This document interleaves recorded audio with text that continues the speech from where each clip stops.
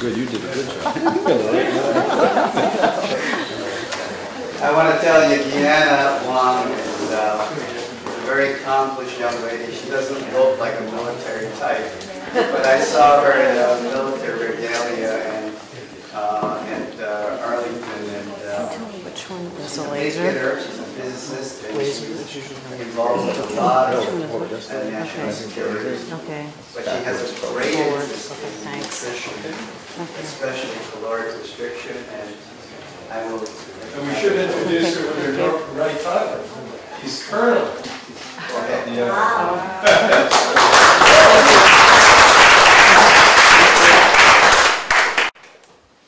Okay, so I'm going to share with you my story of why it's called 1 to 2 months, and you'll find out very soon.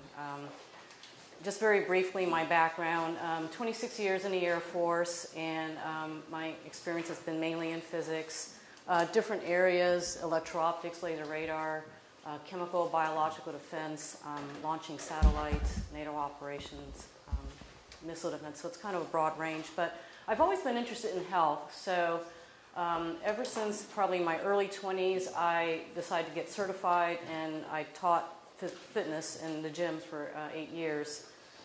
But, and so I thought I was healthy, so everything was clicking along, and all of a sudden, in 2001, I had an accident, and I slipped on ice as I was going to a yoga class, and they wanted to make sure I didn't fracture my tailbone, and so interestingly enough, when they did the scan, they saw that, incident to that, there was a cyst on my left ovary. And so I went and I followed up with my doctor, and I asked her about that, and she asked me, well, do you have any pain? And I said, no. And she says, well, don't worry about it then, because it's pretty common in women of childbearing age. And so I didn't worry about it anymore until October 2011. I just had taken command of a new unit, and was noticing that I was experiencing more and more pressure on the left side of my pelvis, and it radiated all the way up to my right shoulder every time I took a breath. And it got so bad that I couldn't even sit down because that would put too much pressure on my abdomen. And so I had to get hospitalized immediately. And I had 10 out of 10 pain. I mean, it literally felt like someone was jabbing my liver with a knife. And so they put me on morphine. But what shocked me was that did not take away my pain. Instead, it brought on a whole host of other side effects. So I started feeling really nauseous, and then they put me on anti-nausea medication, and then it caused constipation, and it just went on, and then they gave me stool softeners, but that causes diarrhea. So then they said I had C. diff, which is like a bacteria issue, and so then they put me on quarantine. So anyone coming into my hospital room would have to gown up and put the mask on and everything. But what I felt like on the inside was, I didn't come into the hospital with all these issues. A lot of these side effects came about from the medication. And so when that dawned on me, I said, can you please stop the morphine? And they said, well, how are you going to deal with the pain? I said, I'll deal with it. And so it was there in the hospital, but it was excruciating pain, but I learned how to breathe, and I just breathed into the pain. I was starting to take some meditation classes, so I tried to put that into practice, and I found that it worked. I found that if the part of your body that hurts the most, if you breathe into it and just send it love and compassion, it sort of calms it down. As opposed to, just the tendency, I think, in extreme pain is to hyperventilate, and then that just kind of makes you kind of numb all over. But anyway, I had a complex mass by that time, 6.7 centimeters, and my CA-125, which is the tumor marker that they look at for ovarian cancer, was elevated. It was at 27. The normal reference range is below 20. And so my oncologist recommended that I start chemotherapy immediately with surgery. Well, 3 years prior to this, I had stumbled upon a book. It was called The Hallelujah Diet, and I found it in a funny place. It was at the Pentagon bookstore. And I wasn't looking for anything on diet. I thought I was healthy, but it was interesting because as soon as I walked into the store, the sales clerk says, "Oh, you have got to get this book. It's the best book," you know, and because of her enthusiasm, and I was intrigued by the title, The Hallelujah Diet, so I picked it up. And I started reading about it, and it talked about this Reverend George Malcolmus who had colon cancer, and he had a large baseball-sized tumor, and he began a raw vegan diet, started juicing, and within a year, this tumor just disappeared, and he had no trace of cancer in his body. And so this is 3 years later now. I'm laying in a hospital, and I'm thinking about this, and it was really almost like a no-brainer for me because I just decided, yes, I'm going to, you know, at this point I'd already gotten rid of the beef, chicken, and yeah, mainly that, but I did not get rid of fish and cheese until I was laying in a hospital bed. Then it became very simple. So, yeah. And so I began just caloric restriction and, with high nutrient density, so you're not really starving. And I started buying all organic, raw vegetables and learned how to, make juice. And by January, so this is 3 months later, I was really kind of surprised because by doing this, my cancer marker, the CA-125, actually dropped back down to normal levels, so it went back down to 6. And in May of this year is when I started to go consult with Dr. George Yu, and at that point he said, well, I really recommend you go to Hippocrates, and that's how I ended up coming here June and July of 2012. But he wanted me to do a PET scan before and a PET scan afterward. And it's really interesting, but before shows that the tumor, although I was still doing, a raw vegan diet based on a Hallelujah diet, it still showed an elevated glucose uptake. So it was 2.3 standard uptake value. Then I came down here in the summer, and when I returned back in August, I did another PET scan, and amazingly, it actually indicated that it was a normal biodistribution in the tumor, so it was comparable to normal tissue. Not only that, but I lost all my visceral fat, which he referred to that earlier, how that's really a good indicator for a good prognosis. And so I naively thought everything was under control, and I went back to working my crazy long hours, and I traveled to Asia for my job and participated in pandemic exercise. And needless to say, the night that I came back from Korea, when I landed, I actually hemorrhaged. And that started a trend of almost every 2 weeks I was hemorrhaging. But I wanted to show you this. It's a graph that I just really quickly put together, which kind of shows you that. This one is basically tumor volume. So this is early on. In July, we did MRIs, and this is after I began to switch my diet. You could see it decreasing. Not only that, but the CA-125 came back down. But what happened is when I traveled overseas and I could not maintain the diet, you see that the tumor the CA-125, which is a measure of the proteins that are, created when you have ovarian cancer, it just kind of skyrocketed. And back then what I was thinking is I passed a point of no return.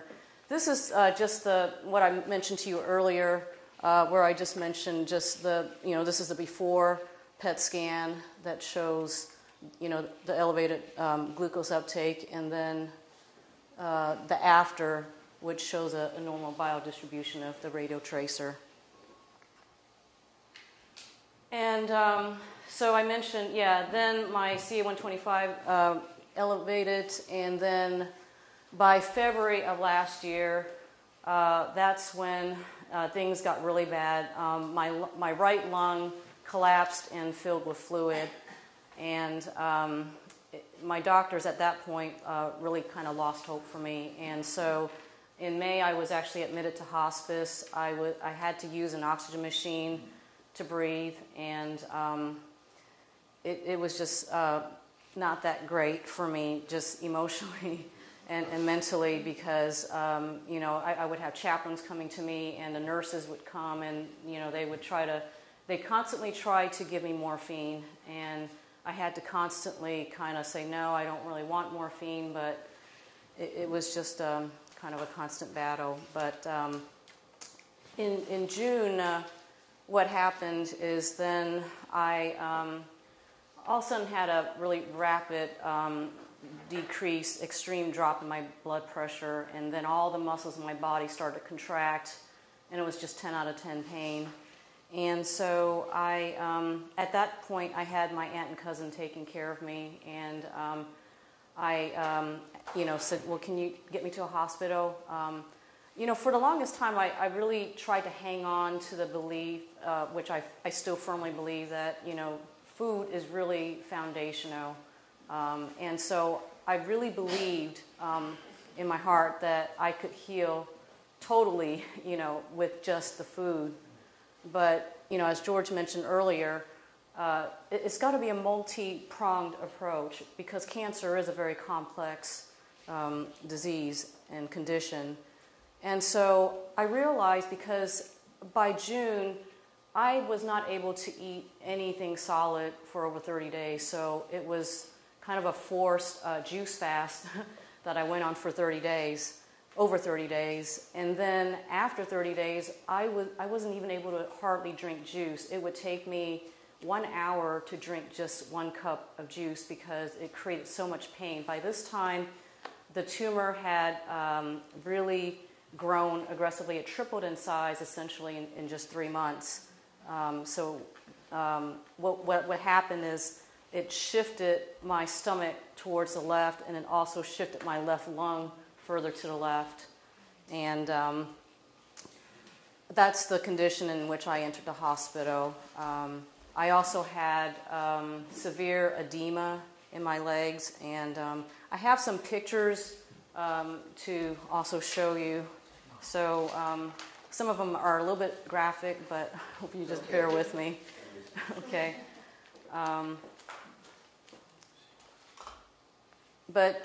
So this is just a CT scan that showed the large right pleural effusion, and it also showed that it had metastasized with peritoneal carcinoma. And when I got to the hospital, the first hospital, let me back up. The first hospital I went to was Johns Hopkins, and I felt so much pressure in my abdomen that I just knew that something catastrophic was going to happen if they did not help me drain the fluid out of it. But because I was struggling with breathing and I was gasping for air, they thought I had a pulmonary embolism, and I kept trying to tell them, no, I don't think it's a pulmonary embolism, I believe it's a cancer. But they went through the whole diagnostic process, did all these chest x-rays, abdominal x-rays, and finally they came back after 9 hours and said, you don't have a pulmonary embolism, but, we're going to discharge you. And I said, well, can't you please help me? I'm having 10 out of 10 pain, and I mean, I can't bear this. And they said, no, make an appointment come back in 2 weeks. So I went back home, had no choice. But that night is when an ambulance had to come get me, because it really was an emergency. And I got admitted to a second hospital, and I asked them if they would drain the fluid, and I got the same answer. It's not an ER room procedure. And they said, you're going to have to wait till tomorrow. And I said, I can't wait. I just knew it. I just felt like life was literally slipping away. And so the doctor, the ER doc, had a lot of compassion. He looked at me and he said, I don't normally do this procedure, but I will do this to help you. Now, you know, I didn't care at this point anymore, even if he never had any experience doing this, but I just...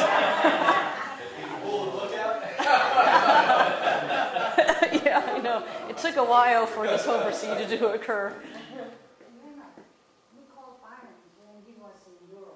Yeah, that's right. I'm going to get to that story. Thanks. And so they drained the fluid out, and then they admitted me. Well, the next day, the oncologist comes to me, and he says, you've got to start chemo immediately. Your condition is just really poor, and I need you to start immediately. You know, I give you at most, I'm not God, but I'll give you at most 1 to 2 months. And he says, I'm going to give you 1 day to make that decision. And that was a really hard time. I have to say that at that point, that was a real low point in my life. And, you know, because I thought, well, this is in June, so I thought, wow, I could, by July, I may not be here anymore, or by August, the latest. But what I did was I prayed, and I asked God, I said, you know, God, if you want me to do the chemo, I will, but I need to hear this directly from you, because I know, you know, what chemo does to your healthy cells. And so what came back to me was, well, you know, you got that fluid pulled out of your abdomen just yesterday. Why don't you ask for the cytology report before you make your decision? And so I said, okay. And so the next day the doctor comes back and I ask him that, and he says, no, it's going to be malignant. You know, it was just, it's all bloody, and we don't have any time to waste. If you don't do the chemo, I will place you right back into hospice care where you are most certainly going to die. Well, okay, when that happened, I just thought, oh, you know. And I called Brian at that point, and I told him what was going on, and it was a Saturday night. I still remember this so clearly when I called, and he called me back immediately on Sunday morning at 7:30. He was in Amsterdam, and he pulled off the side of the road just to talk to me, and I am just so grateful for that, because you reminded me, Brian, that, you know, even though chemo will, you know, give you short-term gain of shrinking the tumor, in the long run, it's going to decrease your lifespan. And that was all I needed. You know, I needed to hear that. I needed to have someone who was kind of in my court, you know, just so I know I wasn't crazy. And so I told the doctor that I really would like to see this report. And he kept saying, we don't have any time. But I said, finally I said, look, can you just humor me as a scientist? I just want to put eyes on the report, and then I'll make my decision. And at that point, he says, okay. He finally agreed.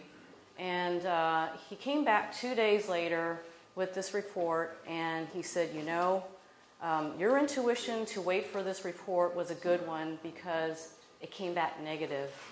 So they couldn't detect cancer cells in that fluid, which was a shock to all the doctors there. I was shocked too. But at that point, he said, now this opens up the opportunity for you to have surgery. And I immediately consented to that. But they couldn't do it at that hospital, and so they had to transfer me to another hospital in Baltimore. So I had it done at Sinai. But after I got transferred, well, it would take me another 2 days, in which time my blood count dropped so low, I had to have 2 blood transfusions. And then once they transferred me 2 days later to Sinai Hospital, my blood count dropped again, and I had to have another 3 blood transfusions. And when the first surgeon came in, and he looked at me and he says, you know, we're going to have to do a full, you know, hysterectomy, and we, you know, based on how you look, you don't even look strong enough. You're very emaciated. We don't even know if you can go through this surgery. So we're going to have to check out all your organ functions. And so that took another 2 days where I had to get a colonoscopy. They checked my heart function. They were most concerned about my lung, because by this time it became a bilateral pleural effusion. So my left lung was also filling up with fluid. And it was at this point that I actually wanted to die. I mean, in all honesty, my legs, my hands, everything was so swollen. I had become severely edemic. Even like up to the day before surgery, I gained 10 pounds of fluid in just one day. And it was painful. I mean, skin is just not designed to stretch that much. And I couldn't even bend to put on my socks. You know, I was fully dependent on the nurse for everything. And so basically, they brought me in and did the surgery. They prepped me beforehand. They said, you know, you're going to lose a lot of blood during the surgery, so we're going to have to do more blood transfusions. And when you come out, you're going to be in ICU, and don't be alarmed, you're going to have a tube stuck down your throat. So I said, okay. And it was really terrifying. And I went through, and I basically, what came to me was back in October 2011, when I first went to this Hallelujah Acres Lifestyle Center and learned a raw vegan diet, a friend of mine called me, and she said that God had told her something to pass on to me. And that message was, let go, let go, let go. Back in 2011, I did not understand what that meant.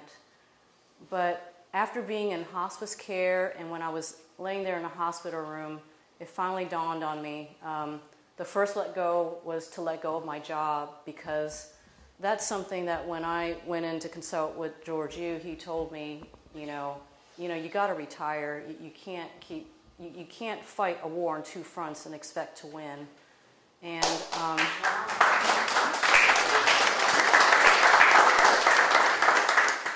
and that was hard for me. You know, I just kind of grew up, I guess, just wanting to just keep working and, achieving. And it didn't seem to register to me how sick I really was. And that's what kind of got me in a predicament after I had detoxed here at Hippocrates. And then I turned right around and went overseas where I couldn't keep up with the diet. That was the worst possible thing I could have done. And anyway, so that was the first let go. The second let go that I learned was to let go of my way of thinking, because I really thought that I could conquer this cancer with just nutrition alone. That's what I believe. Well, I had to give up that thought. I had to learn not to trust my own thinking and instead to trust God. So I prayed and I asked him for direction, and eventually it kind of broke through to me that if I don't get medical intervention, I'm not going to be here much longer. And so what was miraculous about all this is that after the surgery, I didn't wake up in the ICU. I woke up in my own hospital room, and I didn't have a tube down my throat, and they didn't even have to give me any more blood transfusions. And when I woke up out of that surgery, I felt tremendous pain because I have an incision that just goes up and down like this. But I also felt tremendous joy, really deep joy, because I knew that God had brought me through this. You know, you kind of get to a point, at least I did, where I knew that I did everything I could do, and there was nothing more I could do. My doctors, during hospice at least, they kind of gave up on me, and so I just thought, well, God, it's in your hands now. And so basically it came back. I asked them to, if there was any healthy organs there, to not do a full-up hysterectomy, but to leave healthy organs in place. I didn't want to have a surgical induced, menopause. Yes, thank you. And so they basically removed my left ovary in the tube, and the tumor was huge. It was 24 centimeters, and they diagnosed it as a granulosa cell tumor, which is a very rare form. Only about 3 to 5% of all the ovarian cancer cases are of this type. And so these are some pictures kind of show you. This is back in just May of last year, and that's my cousin. She was there taking care of me. We were making some raw buckwheat milk, actually. And you could tell just not very much longer that, you know, my abdomen was starting to, you know, swell up, and you could see my arms are getting really kind of thin. And then this is in June, just about another week later. Nurses actually thought I was 8 months pregnant. It's what? Yeah. Protein deficiency. Right, right. Yeah, I think my albumin was low too. And so this is just a couple of scans here from CT scans. This is just more towards the upper abdomen, and this is towards the lower. But what you see is this big black thing was the tumor. So it literally was just crushing all my organs. And one of my doctors told me that it was amazing that my liver and kidney function were still working with this. This is an ultrasound of my lung on this side. See, it would normally look like this, you know, just your lung tissue. But because I had so much fluid, you just get just blackness here. And what they drew out of my lungs was this fluid, about 1,500 milliliters of bloody fluid from a thoracentesis, which they couldn't even pull all the fluid out. They actually had to stop the procedure because I started having dyspnea, where I was having really trouble breathing, and I was coughing to the point where I felt like I was going to throw up. And this is how big my legs got. They were very swollen. Yeah, I know, you can just see, and it was very painful around the feet because that skin doesn't stretch as much as your legs. And then after my surgery, yeah, I could barely walk. I had to have help. I couldn't even barely move in bed or to rotate. Everything was painful. And after my surgery, then I stayed in for another 5 days in a hospital, and then they sent me to a rehab center. Within a week of being there, I was really amazed, but all the fluid drained. It reabsorbed. And it just kind of came out. I was basically having to use a bathroom every 2 hours during the night because all this fluid was coming out. I would have decided to be an old man. That's right. And here's just a picture of the tumor. So it's really huge. The surgeon told me that the camera couldn't even capture the edges of the tumor because it was so large. And you can see here they're just scooping it out of my body. But so in conclusion, I just want to say what I learned from this is sometimes you do need an integrated medical treatment approach.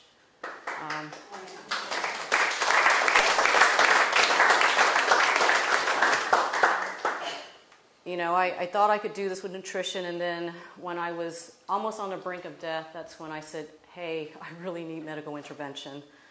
Caloric restriction, it really works. It decreases inflammation. It helped me reduce my... Decrease the chances of metastasis. That's the key. Because I told you, I said, you don't, most likely you will have metastasis in your momentum. You didn't. And I've seen this before.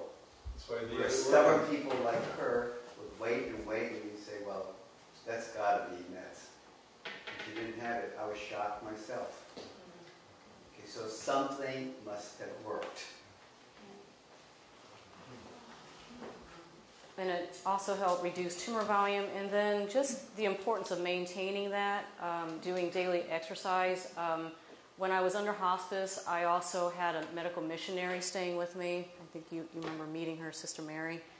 And she made sure I got out every day. So even with this hugely distended stomach, she got me out there to walk. And I might be really slow, and maybe I couldn't go very far, but you know, I'm just grateful to her. She made all my juices, my wheatgrass juice. She prepared all my salads. And I got to share this story with you of how I met her, because this is another miracle. So about 3 months before I started, to go down this path, I started feeling a real severe decrease in my energy. And it got to the point where I felt like I couldn't even do the things I needed to do, the juicing and everything. And so I started praying to God, asking Him to send somebody to help me. I even called down here to see if, Brian knew of any, health educator that was in my area. Well, what happened then is in February, I went to another place called Hippocrates Health Institute in Atlanta, Georgia, and this is last February. I happened to sit next to this lady, and when I asked her what she did, she said, well, I'm a medical missionary. And I said, oh, what does a medical missionary do? And she says, well, when people are sick, I go to their homes, I stay with them, and I juice for them. And I said, you know how to juice? And she even knew the exact juicer I had, and she was totally on board. She was a Seventh-day Adventist, and so she believed in eating as much raw as possible, and getting out there, getting your sunshine to get vitamin D, exercise. She got me on track with sleep. She was like, you got to get to bed at 9 in order for your immune system to function. So she did that. She gave me fever baths to induce a fever, because cancer cells don't like that. And the importance of reducing stress. Even when she was here, I was still trying to do my classes. I'm studying nutrition. I was trying to go to a conference, and she told me, you can't do this. You just can't. And so she says, you got to reduce stress. You can't worry about this anymore. And so I learned through her, just to let go of, like I said, let go of the job, let go of my thinking. The last let go was what I learned when I was laying there the night before my surgery, and that is to let go of life itself, and to trust that, I had to have my bed, the hospital bed, kind of at an angle like this, because I couldn't lay flat, because if I did, I couldn't breathe. And when it was in that position, I had this imagery that I was in the cradle of God's hands, and that's how I let go of life.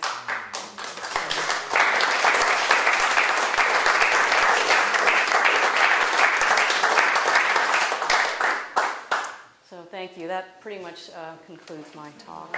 Wow.